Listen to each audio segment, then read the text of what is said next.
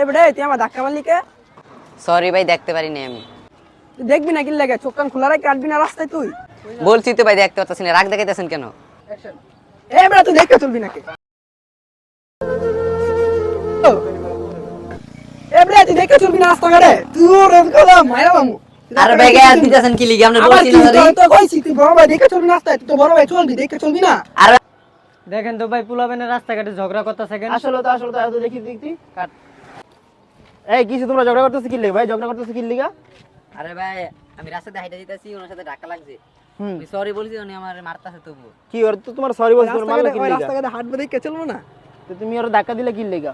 আরে ভাই, আমি নিচে তাকে হাঁটতাছি, আসলে ধাক্কা লেগে গেছে, তবু আমাকে মারতে সরি বলছি, তবু মারে। তো রাস্তাঘাটে চলবো দেখে চলবো তো নাকি? আচ্ছা যাক, হয়তো তোমার সরি বলছে, তাহলে তোর মারার দরকার নাই, ঠিক না? ঠিক আছে, তাও তো দেখে চলবো না? আচ্ছা যাক, হয়তো সরি বলছে, এখন তো তোমার মাফ করে দেওয়া উচিত, ঠিক না? আচ্ছা ঠিক আছে। তাহলে ওর তুমি মাফ করে দিছো?